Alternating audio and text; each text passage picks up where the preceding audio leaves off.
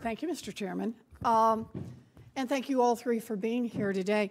You know, as Senator Reid just pointed out, the United States government takes money laundering very seriously for a very good reason. And it puts very strong penalties in place. In addition to monetary penalties, it's possible to shut down a bank that's been involved in money laundering. Individuals can be banned from ever participating in financial services again, and people can be sent to prison. Now, in December, HSBC admitted to money laundering, to laundering $881 million that we know of for Mexican and Colombian drug cartels, and also admitted to violating our sanctions for Iran, Libya, Cuba, Burma, the Sudan. And they didn't do it just one time. It wasn't like a mistake. They did it over and over and over again across a period of years. And they were caught doing it, warned not to do it, and kept right on doing it, and evidently making profits doing it. Now, HSBC paid a fine, but no one individual went to trial. No individual was banned from banking. And there was no hearing to consider shutting down HSBC's activities here in the United States. So what I'd like is, you're the experts on money laundering. I'd like your opinion. What does it take? How many billions of dollars do you have to launder for drug lords, and how many economic sanctions do you have to violate before someone will consider shutting down a financial institution like this? Mr. Cohen, can we start with you? Certainly, Senator. No question the activity that was the subject of the enforcement action against HSBC was egregious, both in the money laundering that was going on at HSBC and the sanctions violations. For our part, we imposed on HSBC the largest penalties that we had ever imposed on any financial institution.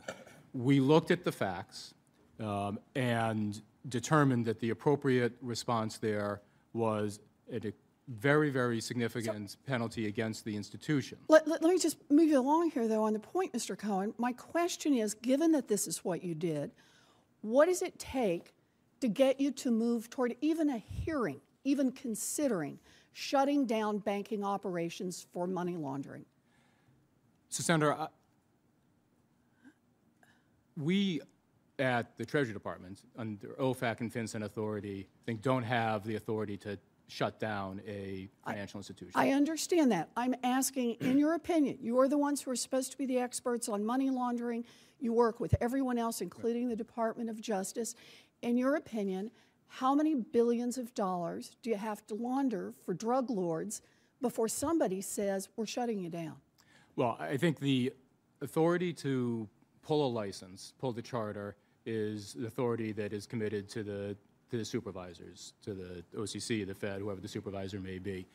I think we take these issues extraordinarily seriously. We aggressively prosecute and impose penalties against the institutions to the full extent of our authority. And as I said earlier, one of the issues that we're looking at... I'm not hearing your... I'm sorry, I don't mean to interrupt, and I just need to move this along, but I'm not hearing your opinion on this. You are supposed to be, Treasury is supposed to be you are the leaders in how we understand and work together to stop money laundering.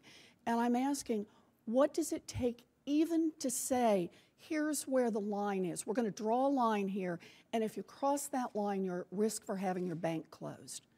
So, Senator, we're mindful of what our authorities are, mindful of what the supervisor's authorities are. We will and have and will continue to exercise our authorities to the full extent of the law. The question of pulling a bank's license is a question for the regulators. So you have no opinion on that? You sit in Treasury and you try to enforce these laws, and I've read all of your testimony. You tell me how vigorously you want to enforce these laws, but you have no opinion on when it is that a bank should be shut down for money laundering? Not even an opinion?